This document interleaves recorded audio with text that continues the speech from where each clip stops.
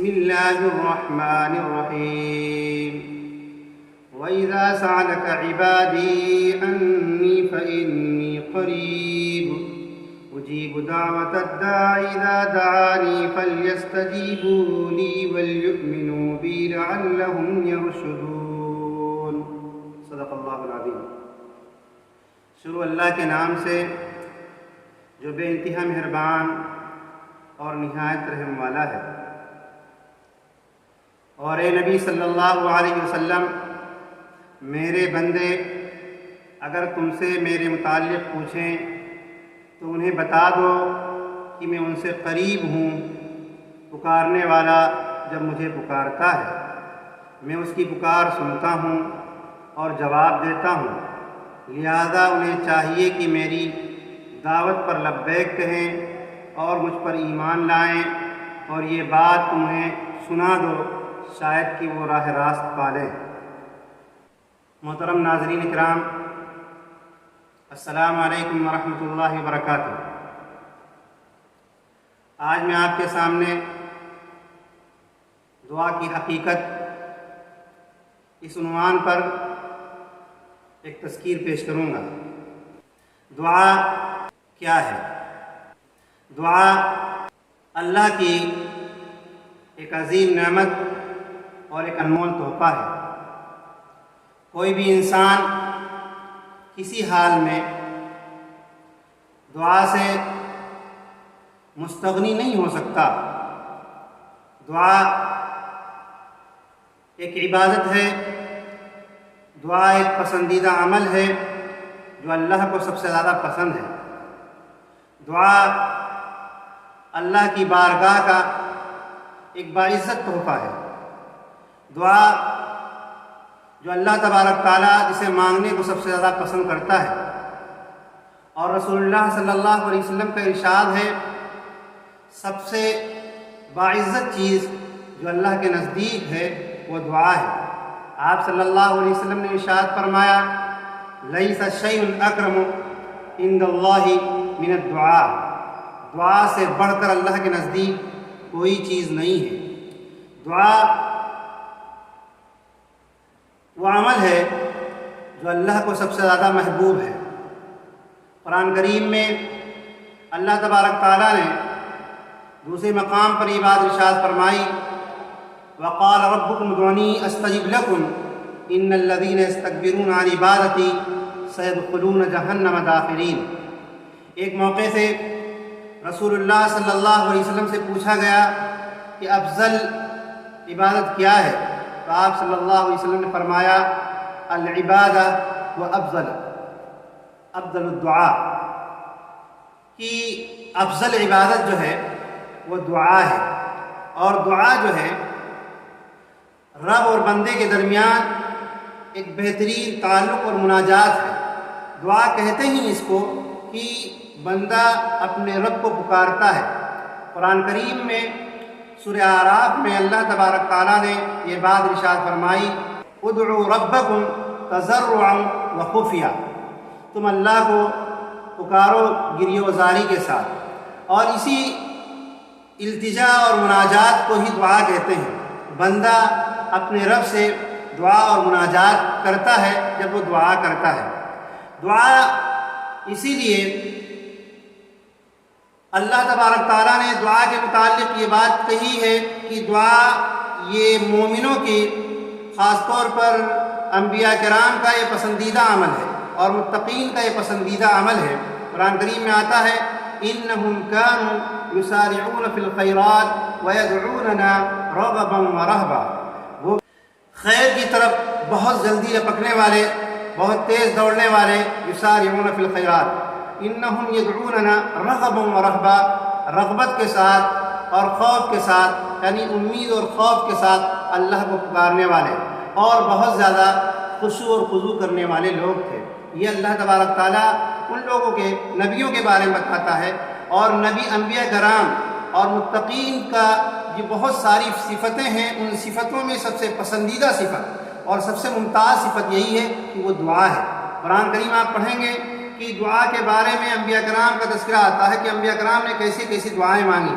آئیے آپ دیکھتے ہیں ابراہیم علیہ السلام کے بارے میں اور اسماعیل علیہ السلام کے بارے میں۔ ابراہیم علیہ السلام اور اسماعیل علیہ السلام جب کعبۃ اللہ تعمیر کرتے ہیں اس وقت بھی دعا کرتے ہیں، وَإِذْ يَرْفَعُ إِبْرَاهِيمُ الْقَوَاعِدَ مِنَ الْبَيْتِ وَإِسْمَاعِيلُ رَبَّنَا تَقَبَّلْ مِنَّا إِنَّكَ أَنْتَ السَّمِيعُ الْعَلِيمُ۔ اسی طرح ابراہیم علیہ السلام کے بارے میں اور آتا ہے کہ ابراہیم علیہ السلام نے جب اپنے ننھے اسماعیل کو مکے کی سرزمین پر آباد کیا تو اس سرزمین کو امن کے لیے، یہ امن کا گہوارہ ہو، رزق کی برکت کا ذریعہ ہو، اس کے لیے اللہ حضرت ابراہیم علیہ السلام نے دعا کی، اور اسی طرح اپنے والدین کے لیے دعا کی۔ اور اسی طرح آتا ہے کہ دعا جو ہے مصیبت اور آفات سے دور کرنے کا ایک مضبوط وسیلہ بھی ہے، کہ اگر بندہ جب دعا کرتا ہے تو اس کے آنے والی تمام مصیبتیں اور آفتیں اس سے دور ہو جاتی ہیں۔ اسی لیے رسول اللہ صلی اللہ علیہ وسلم نے دعا کے بارے میں کہا الدعاء مخ العبادہ، الدعاء صلاح المومن، دعا عبادت کا مغز بھی ہے، دعا مومن کا ہتھیار بھی ہے۔ ایک حدیث شریف میں آتا ہے رسول اللہ صلی اللہ علیہ وسلم نے یہ بات ارشاد فرماتے ہوئے فرمایا الدعاء سلاح المؤمن وعماد الدین ونور السماوات والارض، دعا مومن کا ہتھیار بھی ہے، دین کا ستون بھی ہے، آسمان و زمین کی روشنی بھی ہے۔ تو اس دعا کے ذریعے سے انسان اپنے اوپر آنے والی آفتوں اور مصیبتوں کو کیا کرتا ہے؟ دور کروا لیتا ہے اللہ سے مانگ کر۔ قرآن کریم میں ایک واقعہ کی طرف اشارہ کرتا ہوں، حضرت موسیٰ علیہ السلام، حضرت موسیٰ علیہ السلام کے بارے میں آتا ہے کہ انہوں نے دعا مانگی تھی۔ ایک بستی کے آخری حصے سے ایک شخص دوڑتا ہوا آ کر یہ کہتا ہے کہ موسیٰ تمہارے قتل کی سازشیں بادشاہوں نے کی ہیں، وزیروں نے، وہ کیا نام ہے، وہاں کے لوگوں نے، سرداروں نے تمہارے قتل کی سازشیں کی ہیں۔ تو موسیٰ علیہ السلام نے دعا کی تھی کہ وَجَاءَ رَجُلٌ مِّنْ أَقْصَى الْمَدِينَةِ يَسْعَىٰ قَالَ يَا مُوسَىٰ إِنَّ الْمَلَأَ يَأْتَمِرُونَ بِكَ لِيَقْتُلُوكَ فَاخْرُجْ إِنِّي لَكَ مِنَ النَّاصِحِينَ۔ تو پھر ان کے بارے میں آتا ہے کہ موسیٰ علیہ السلام نے دعا کی اور موسیٰ علیہ السلام کی دعا قبول ہوئی اور اللہ تعالیٰ نے ان کو نجات دی، اور یہ کہا قَالَ لَا تَخَفْ نَجَوْتَ مِنَ الْقَوْمِ الظَّالِمِينَ، تم ڈرو نہیں، کس سے؟ کیا ظالم قوم سے نجات پا گئے۔ اسی طرح حضرت یونس علیہ السلام کے بارے میں آتا ہے، آدم علیہ السلام کے بارے میں آتا ہے، اللہ کے رسول صلی اللہ علیہ وسلم کے بارے میں آتا ہے، یوسف علیہ السلام کے بارے میں آتا ہے کہ رب هب لي بالصالحين والحقني بالصالحين۔ یہ سب دعائیں ہیں جو قرآن کریم میں موجود ہیں، کہ دعا ایک اہم ترین وصف ہے، اہم ترین عبادت ہے، بندے اور رب کے درمیان قربت کا ایک بہترین ذریعہ ہے، اور دعا کے ذریعے سے بندہ رب سے قریب ہو جاتا ہے اور اپنے آپ کو آفات اور مصیبتوں سے کیا ہے محفوظ کر لیتا ہے، اور اپنی ان تمام چیزوں کو اللہ کے سامنے رکھ کر وہ اپنی تمام چیزوں کو مانگ لیتا ہے۔ اس لیے رمضان کے موقع آیا ہے کہ رمضان میں جہاں ہم بہت ساری عبادتیں کرتے ہیں، بہت ساری روزہ رکھتے ہیں، تلاوت کرتے ہیں، ذکر و اذکار کرتے ہیں، تسبیحات کا اہتمام کرتے ہیں، اسی طرح رمضان یہ بہترین موقع ہے کہ افطار کے وقت جب ہم بیٹھیں تو افطار کے وقت افطار میں مشغول نہ ہوں، بلکہ رب کے سامنے ہاتھ اٹھا کر دعا مانگ رہے ہوں، روزہ کی قبولیت کی، تراویح کی قبولیت کی، تلاوت کی قبولیت کی، اور اس بات کی کہ اللہ تبارک تعالیٰ کہ ہم نے یہ سب روزے تیرے لیے رکھے، اس روزے کو قبول فرما اور ہمیں جب تک زندہ رکھ، سلامتی کے ساتھ زندہ رکھ، ایمان کے ساتھ زندہ رکھ، صحت اور سلامتی کے ساتھ زندہ رکھ۔ یہ ساری دعا مانگنے کا موقع ہے، اور رمضان یہ چل رہا ہے، یہ بہترین موقع ہے، اور اللہ تبارک تعالیٰ اپنے بندے کی ضرور دعا قبول کرتا ہے۔ بہت سارے مواقع ہیں، جیسے اذان کے بعد وقت، مغرب کے وقت، اسی طرح جب جمعہ کے دن جمعہ کے خطیب خطبے کے لیے نکلتا ہو، یہ وہ موقع ہیں جن کے بارے میں رسول اللہ صلی اللہ علیہ وسلم نے بیان فرمایا کہ ان موقع کے وقت دعائیں قبول ہوتی ہیں۔ اسی لیے ہم سب کو ان موقع کے وقت دعا کرنا چاہیے، اور ایسے بھی دعا کسی عبادت کا جز نہیں ہے بلکہ ایک مستقل عبادت ہے، اس کا خاص اہتمام کرنا چاہیے تاکہ اللہ سے ہمارا تعلق مضبوط ہو، رب ہم سے راضی ہو، ہمارے تمام آفات اور مصیبتیں اللہ ہم سے دور کرے، ہماری تمام مشکلات آسان کر دے، اور جو ہے ہمیں بہترین زندگی عطا کرے، اس دنیا کے اندر بھی اور آخرت کے اندر بھی، کیونکہ جامع ترین دعا قرآن کریم کی جو ہے سورہ بقرہ کے اندر موجود ہے کہ ربنا آتنا فی الدنیا حسنۃ وفی الآخرۃ حسنۃ وقنا عذاب النار، اے ہمارے رب دنیا اور آخرت دونوں کی بھلائی عطا کر اور ہمیں آخرت میں آخرت میں جہنم کے عذاب سے بچا۔